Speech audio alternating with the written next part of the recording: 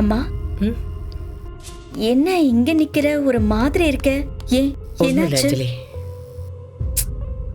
அம்மா, நம்ம கஷ்ட காலெல்லாம் முடிஞ்சிருச்சுமா. இன்னும் நீ இப்படி கவலையாவே இருந்தா எப்படி?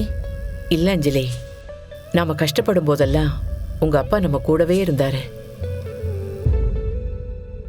ஆனா இப்ப நம்ம கஷ்ட காலத்துல இருந்து இப்ப நமக்கு ஒரு விடிவு காலம் பிறந்திருக்கு. இந்த நேரத்துல அவர் நம்ம கூட இல்லையே. இதையெல்லாம் அவர் உன் கூட பக்கத்துல இருந்து பார்த்து சந்தோஷப்படணும்னு நினைக்கிறேன். அந்த கொடுப்பனை நமக்கு இல்லாம போயிடுச்சே.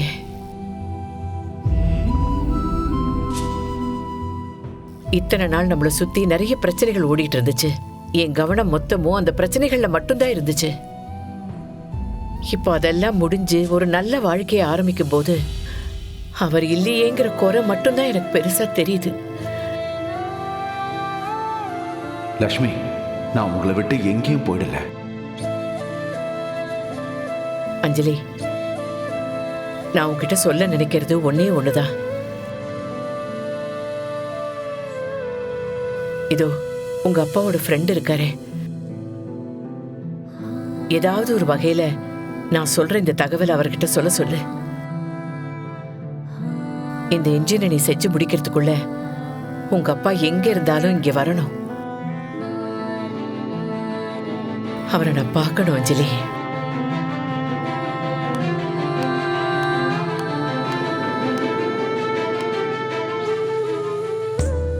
பாத்தீங்களா அங்கிள், அம்மா எவ்வளவுலாம் கஷ்டப்படுறாங்கன்னு.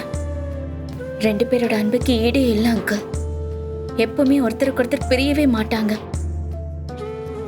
ஏதாவது அப்பா வெளியூருக்கு அவசரமா போனா கூட எப்ப அவரு வீட்டுக்கு திரும்ப வருவார்னு அம்மா காத்துக்கிட்டே இருப்பாங்க. அவங்க லவ் அந்த மாதிரி. இப்போ அவர் பக்கத்துல இல்லைங்கிறத அவங்களால ஏத்துக்கவே முடியல. அங்கிள், நீங்க எப்படியாவது அவரை வீட்டுக்கு வர சொல்றீங்களா? அவர் வரணும் அங்கிள். அங்கிள், உங்களுக்கு தான் அவர் எங்க இருக்காருன்னு தெரியும்ல.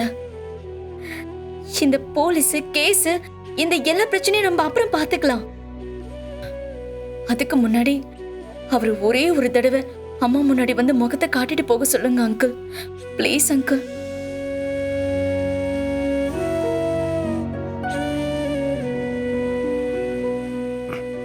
சரிம்மா, நான் சொல்றேன்.